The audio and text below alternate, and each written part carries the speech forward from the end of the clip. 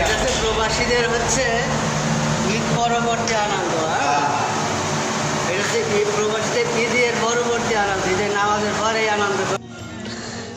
ঈদের দিন সুযোগ পাইছে আজকে যে ওই যে তেলাপোকা, কি তেলাপোকা নাকি সার পোকা, সার পোকার কামড় থেকে বাঁচার জন্য প্রবাসীরা তাদের ওই যে বিছানাগুলো রোদ্রে শুকাইতে দিছে ঈদের আনন্দে।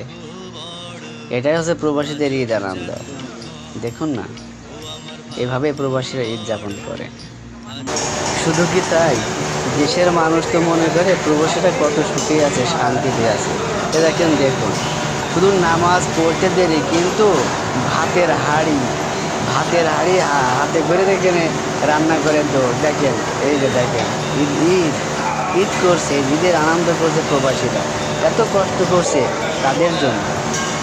প্রবাসীরা তাদের প্রিয় মানুষদের মুখে হাসি ফোটানোর জন্যই যত কষ্ট করছে।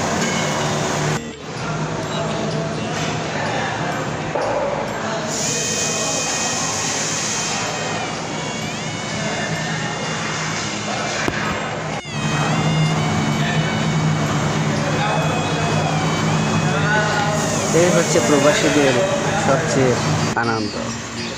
দেখুন, ঈদের আনন্দে আমার এই প্রবাসী ভাই কী করছে।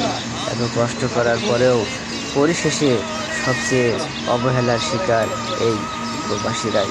আসুন না, এই প্রবাসীদেরকে একটু ভালোবাসা দেই, তাহলেই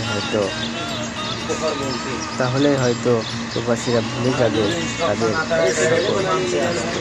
আসুন, প্রবাসীদেরকে ভালোবাসা দেই। সকল প্রবাসী ভাইদের পক্ষ থেকে রইল পবিত্র ঈদ উল আজহার শুভেচ্ছা ও অভিনন্দন। ঈদ মোবারক।